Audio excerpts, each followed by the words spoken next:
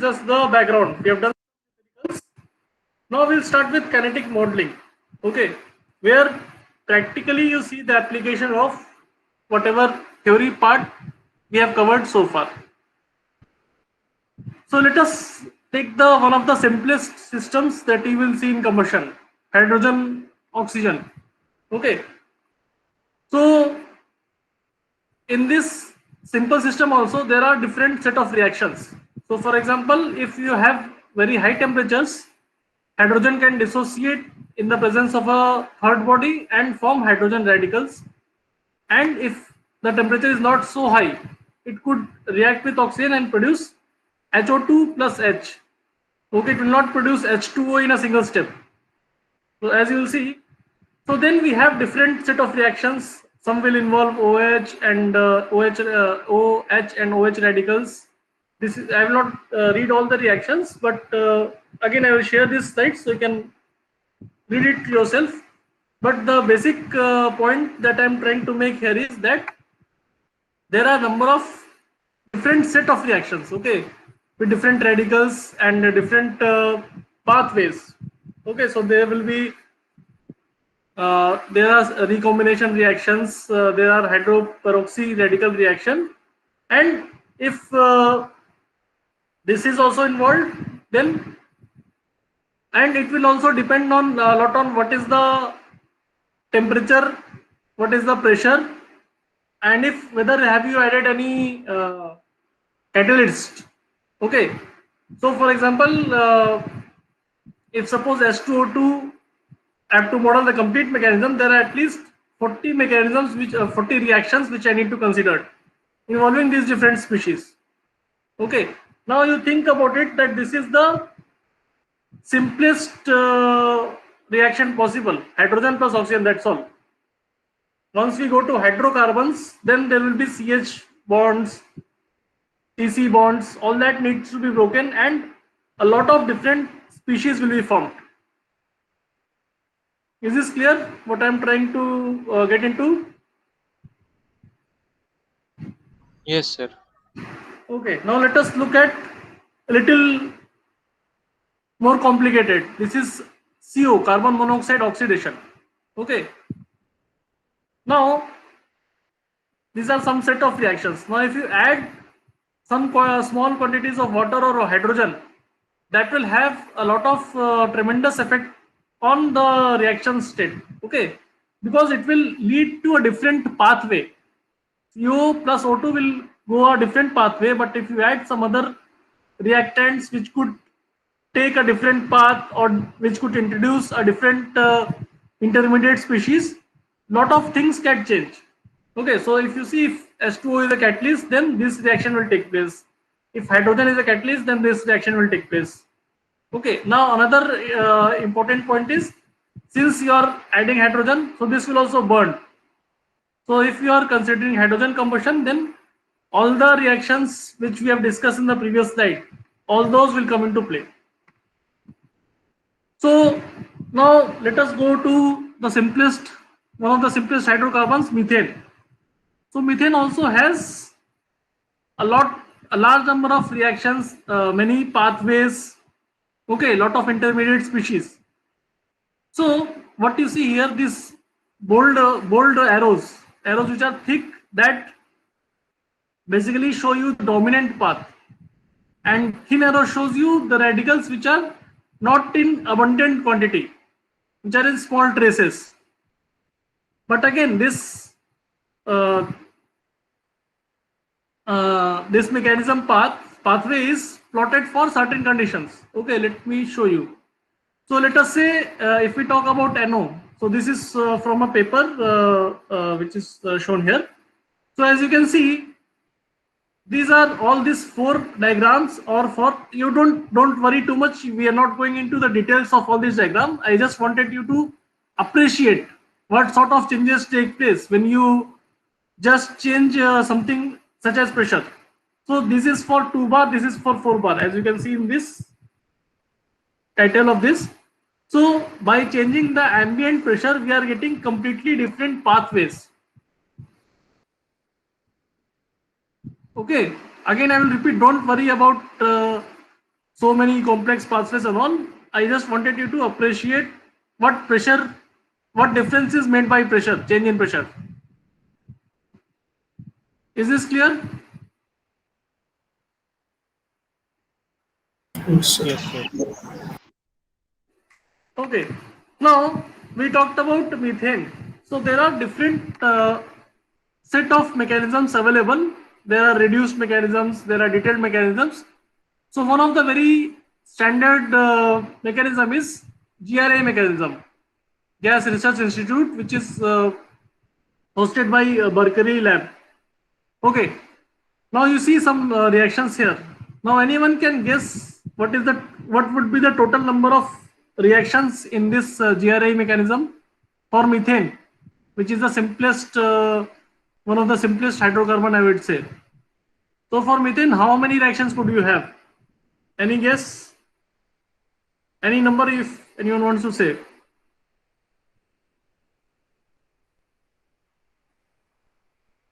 Just guess something. This is the first page. It goes up to 24. So next page will have some higher number. So what would be? Sir, once you told that they go up to 300, 400 reactions. Okay.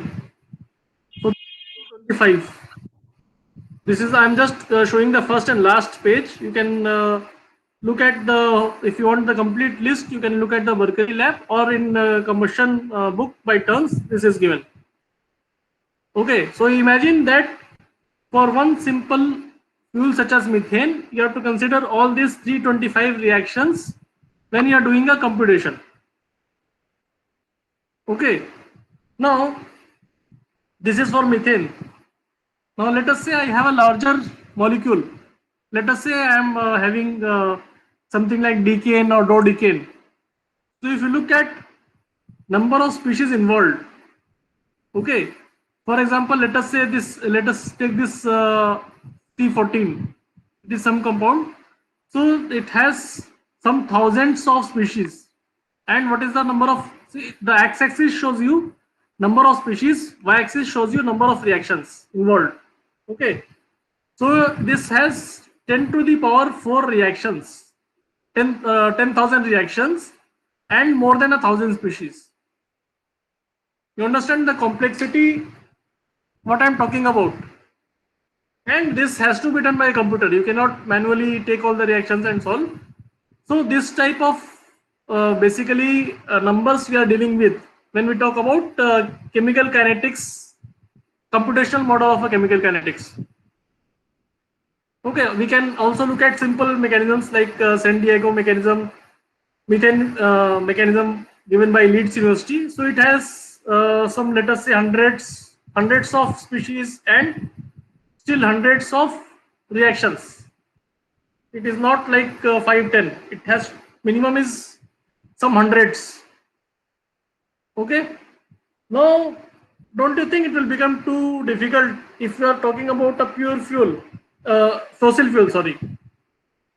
So now another question is, okay, this is only for this one mechanism is for one pure fuel. So this is for N-heptane, here it is for methane and like that. So one data point that you see here that actually talks about a single species, whether it is methane or decane or C12, whatever, one species is involved. For that one species, we have a large number of reactions and large number of, this is intermediate species. Okay, whatever reactants are getting formed or products are getting formed and plus intermediate, all that are included. So this is for a pure compound. Now another question is whether the fossil fuels that we use, are they pure compound or they are basically mixtures? What do you feel? Anyone? Mixture, sir. They're a mixture of different.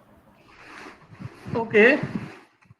Let us look at the GC, gas chromatography. Okay. Have you people heard of this word or not? Gas chromatography. We studied a little bit of chromatography. Yeah, only little. We are not going into any details of chromatography. What only one thing you need to know is by using this technique, we can determine what are the components present in a fuel. That's all. We don't need any detailed background about that, but it is just used to basically break down what components are present there. So I will show you some plots for some fossil fuels that we use. So for example, natural gas. You might have heard of CNG and all that. So natural gas has mostly methane, but methane is not the only component. It also contains ethane, propane, butane in different proportions. Right, but what I'm trying to highlight here is that natural gas is a mixture rather than a single compound. It is a mixture of methane and other hydrocarbons. Okay, oxygen, nitrogen will also be there. But from fuel point, this is what is important for us. Similarly, if you look at petrol, petrol has 51 species. Okay, mixed at different composition. Similarly for diesel, diesel also has a number of species mixed at different compositions, varying from C10 to C21. C10 is basically your number of carbon atoms. So C10, C12, C14, different compounds will be there. Okay, similarly jet fuel, that also has a mixture of different compounds. Okay, now what we see is these are okay. Anyway, we now can say that these common fuels are basically mixtures. Now another interesting question is whether the composition is fixed. Whether I can say that this has 80% of methane and 20% of propane. Can I say that? Sir वो That refine कितना है उस पर depend करेगा ना शायद yes, composition fix है या नहीं a lot of it will depend on lot of factors. For example, have you been to you have a bike or something? If you go to a petrol pump, so you can get diesel, you can get petrol. What about this? Has anyone seen something like this? Premium petrol or speed petrol, something like that? Anyone remembers or not? Yes sir So what is this? Is this petrol or some other fuel? Petrol only sir Okay. So in a single petrol pump, you are getting two varieties of petrol, right?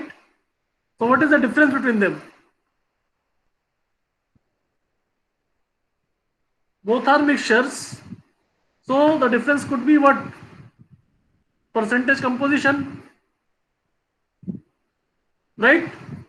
It will have some different proportion of the molecules that I have mentioned.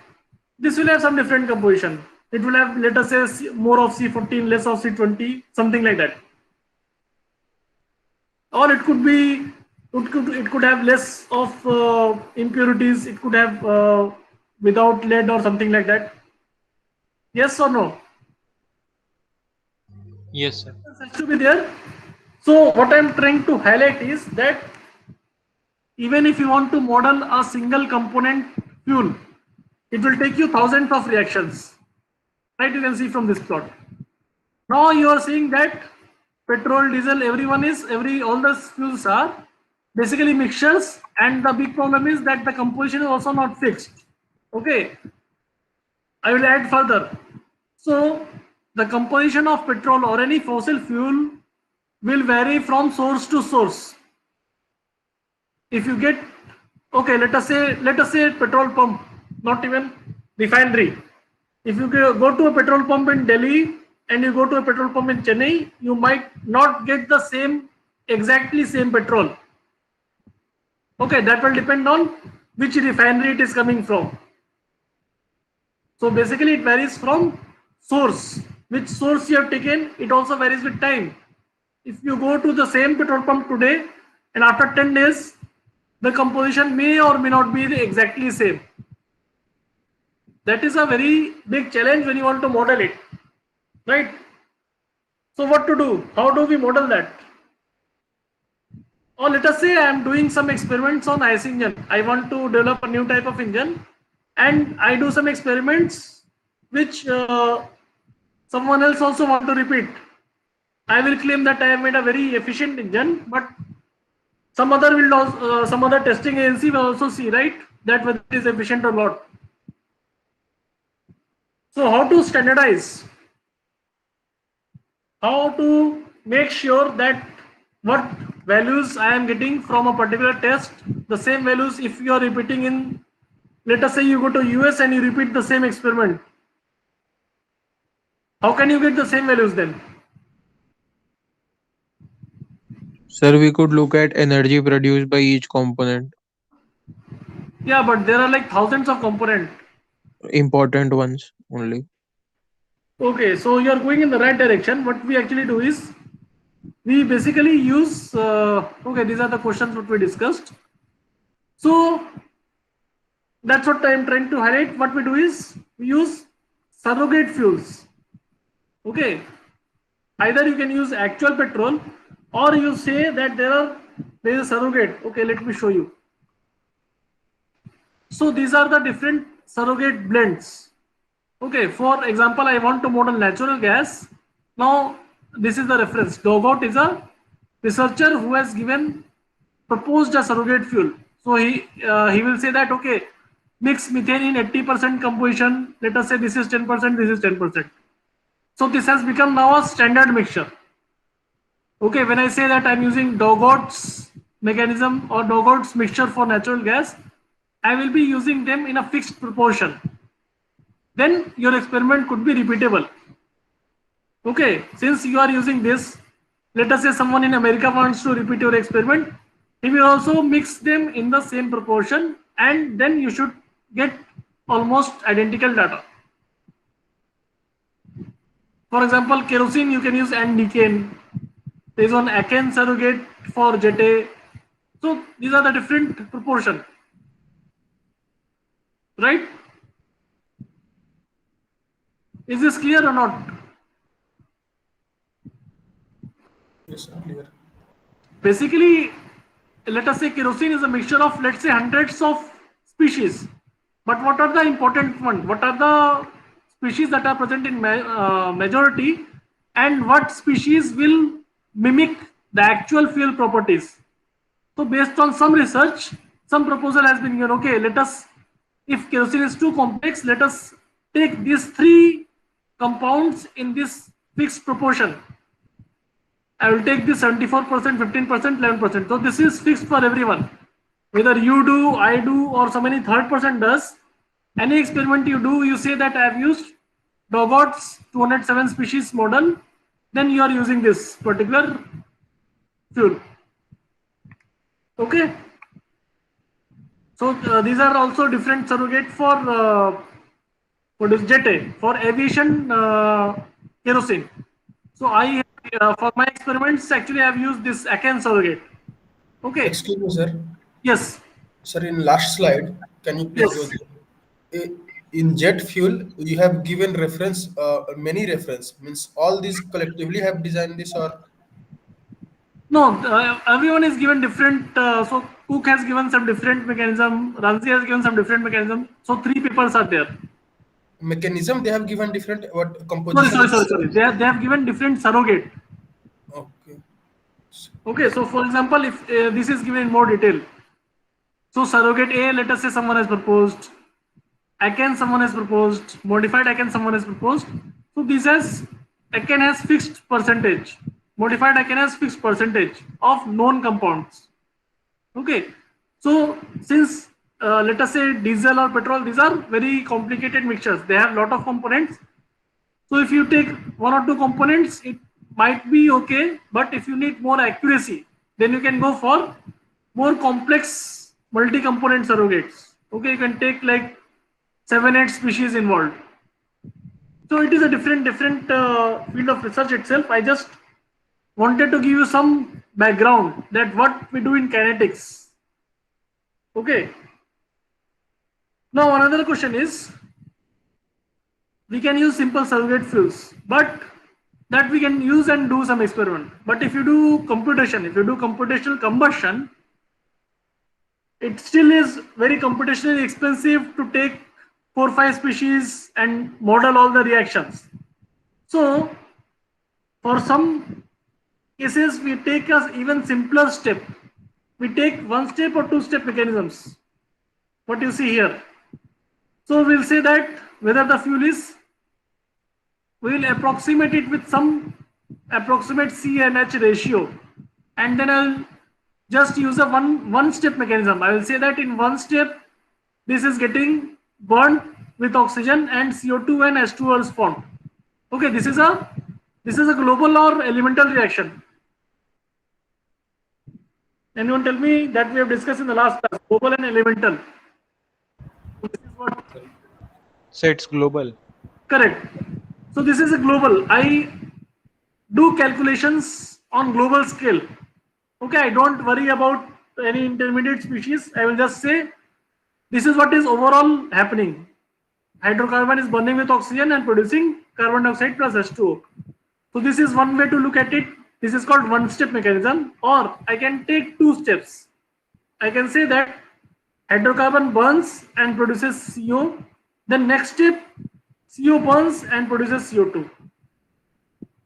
So there Sir? are, yes, Instead of like you said, it will be computationally expensive. So instead of simplifying the mechanism, why don't we simplify the composition? because Like because the actual fuel is really complicated. Actually, what petrol you burn, that is a mixture of a lot of species. So you can create a very simple compound mixture of two, and you can do an experiment. But that also has to be some relevance with the actual fuel used, right? yes, Look at the petrol composition. There are 51 species involved. Do you think that by taking 2 or 3 components, we are doing a very exact job? no, sir. It will be So inaccurate. we are doing some approximation, that's all. Yes. So when you want to approximate, you go to the full extent. You say that, okay, I will fully approximate petrol. I will say petrol is C12H23, something like that. And I will say I don't even worry about how it comes to CO2. You have seen there are like 10-20 steps where C will break down and come to CO2. So I don't worry about that. I will just say that this is the initial reactant I got, this is the final product I got, and I can tune this mechanism with some experimental data. I will say that, okay, if I burn this, what is the temperature I am going to get? What are the time scales involved? If I just take care of global quantities, this also works fine. And this these equations I have downloaded from a NASA report. Okay, so if it is good for NASA, it is good for most of our simple calculations, right? Now, one important thing will be missing if I take a simple one step or two step. Okay, or basically the question is, why do we need detailed mechanism? If this is working reasonably good, it will not be very exact, but it will be quite accurate. Okay, up to, for a lot of practical applications, this is good enough for your purpose. So the question is, why do we need a detailed mechanism at all? Or what is missing? If I just go by this, what part will be missing? Can anyone tell me? I have also shown one example of that, what is missing. Any guess? Sir, Yes. two reactions could have the overall global reaction same, but they will differ in rates because that will depend on elementary reactions. That we can match. We can take some average and we can get approximately correct reaction rate. You are going in the right direction, but you are not still not away from the point. What about intermediate species? Is it important for any application? Okay, let me take you to one. For pollution control, I think. Very good. Yes. So, for example, let us look at this slide. Okay, we are completely ignoring NO, NNH, all that. So these species, some species are produced in very small quantities, but they are extremely important when you talk about pollution. So if you take a single step mechanism, you forget about pollution. I don't care, or I will look at it later. That is the approach. But if you want a very, let us say, accurate computation of NO, CO, or any other pollutant species, then you have to take all these details into account.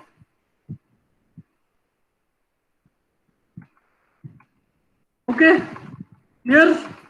So with that, we are reaching the end of the chapter. These are the reference books you can refer to. Fine. So we'll end this now. If you have any questions, please